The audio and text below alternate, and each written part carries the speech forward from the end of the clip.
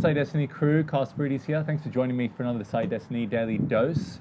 Decide to be inspired by your mortality. Today we've got Alpesh. Say hi to the folks, Alpesh. Hey, how you going? Awesome to get out and about. A lot of my daily doses lately have been in the little studio inside, so it's nice to actually get out and about. And we just had a coffee catch up, but I find that we often dive pretty deep into our conversations whenever we catch up. Yes, it takes a very short period of time for us to get straight into it. Yeah. It's like, here's your coffee. Yes. Let's talk about death. Yeah, exactly. Hi, how you going? Straight into philosophy. That's right, and I like it. I love it. Yes, Yeah, keeps me focused for the day. Well, I guess that's the dose for today. The daily dose is that getting straight into it, getting stuck into life, getting involved into life, and grabbing life with both hands right now. Not mucking around, not fluffing about. Yeah. And we're discussing the fact that realizing that today could be your last day. And actually, Steve Jobs has a great passage of his quote where he talks about that. Your time is limited, and that sort of awareness of being aware of your time, and that can kind of bring in clarity in what you want to do in your life. If you live life tomorrow or yesterday, you're never going to live for today. Yeah. Because you'll be either thinking, what could I have changed? Yes. And what could I have done when you can't change it? Yes. Or what will I be doing in the future without actually living there? You need to live now. And like you said, I'll get in my car, get hit tomorrow, done. Yeah. But I don't want to sit there and think, oh my God, I didn't do this, I didn't do that. Yeah. And depending on where we end up, I don't want that regret. Exactly. But I'll be dead. So will I regret it? I don't know. But at least I know that I fully well know that I'm not going to regret it. That split second. No, we won't get into that. That's a bit heavy. But no, it's so true. I find for me the time thing, the ticking clock, and it's like a lot of people look at death and mortality. It rattles their brains and they fear it. But in a lot of ways, it can also be one of our greatest gifts to realize that our time is limited. It is a great gift to be actually aware and present and actually demand more of ourselves when we know we can give more of ourselves. So oftentimes you might sit there and go, oh, I'm too tired, let me grab some Cheetos, let me sit on the couch, let me watch 10 episodes of Netflix. But done that many times. We've both done that. But with your inspiration, your ideas and all the things that you're trying to bring together with all different people and creatives, that if you do that, you can't achieve that. So that death's knocking door, the Reaper standing there, just behind the TV, just over the TV, is inspiring because it gets you, activated. Well, it gets you motivated to get up in the morning and think, what am I going to do with my life? Yeah. Is today going to be the day that I make that change, or I am going to deliver that change to the world? Yes. Or am I going to sit back and just let the world roll by? Yeah. And you know what? Sometimes we all do that. We sit down and do that. But coming from a point of exactly as what you're saying with the mortality side of things, knowing that it's just there, knowing that it's around the corner. If you choose to have that day off, cool, fantastic, let's just have it. But then you know that as soon as you let and have that relaxation time, you're back in again, off you go again, because you're not going to let that cycle repeat of just let's let it go for tomorrow and day after that. Yes. We want to do it today. Yes. And that's what I love about it. And you live an ordered life. You don't live an erratic life, and I think that's one of the things with so much information hitting our consciousness from all different angles, and a lot of this information is talking about what happened yesterday, what happened 2 hours ago, what's going to happen, what we predict is going to happen, and so much of it you're out of your presence. And I was watching, and oftentimes I'll watch things that, okay, this conflicts with my belief system, this challenges what I believe, this, and just to kind of get a gauge of where I'm sitting, it's really, really good way of just kind of bringing back, okay, this is why I strongly believe in these values and these principles.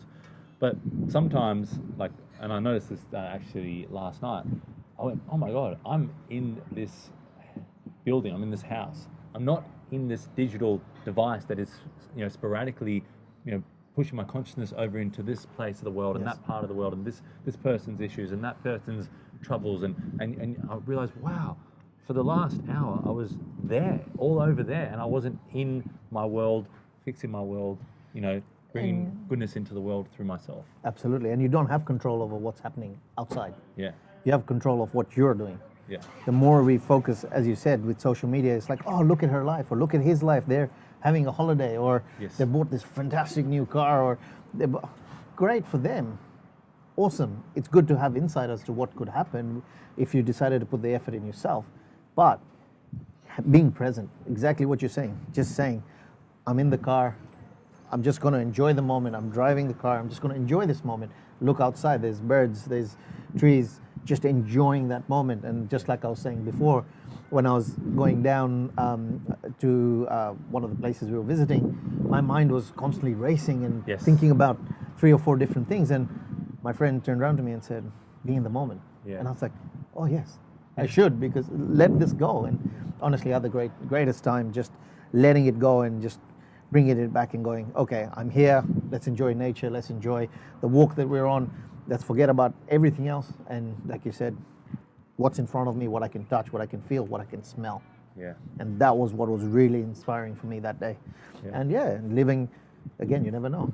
On the way back, Yes. who knows? Yeah. But at least I enjoyed that moment. Exactly. And I got that fulfillment. Yeah. Not, oh, okay, I'll enjoy this for now, but I know that there is something else tomorrow that I have to deal with, or day after that I have to deal with. Yeah. Yes, we all have things to do, but dealing with what's now. Yeah. And that is really, really what drives me for most of my days. Yes. Because there's no control over what's going to come and what has been. Yeah. Only thing I can control is the next few moments. Exactly. Yeah. The present, being in the present. I think you put it perfectly, Alpesh. Thank you for that. And That's it. And it is. It's sometimes we need people to remind us. Sometimes we need people to help us out. I mean, I had a philosophical quote that I came upon the other day, and it was talking about we often struggle or go through so much pain and agonization in our mind well before anything ever happens, and most of it doesn't eventuate. But we are replaying outcomes. We're replaying things that we're worried about. We're going back. Oh, should I have said that? Shouldn't I have said that? Be quick. Okay, great. What lesson did I learn? Okay, great. What things will I put into place? Bang, bang, bang. Done. On to the next thing. On to being present. On to being in the moment. But a lot of the time we spend is just going through this, I guess, not knowing how to control and tame, like a wild bronco, this thing that we have in our skull, and letting it run wild and run tyranny, over our own lives and over our human experience. And it controls us. And unfortunately, that means that you relinquished your control over to something you can't control. Yes. And that is what most of us end up living in. One of the things that I was told by someone in my past said to me, it is what it is. Yes. What are we going to do about it from this point on? Yeah. And that was so powerful. At the time, I was like, what do you mean? Yeah. It's not what it is. If I had just done this, and if I had just done that, if. But then if I do this in this way and this, no. Yeah. It is what it is. Okay, it's happened. Yeah.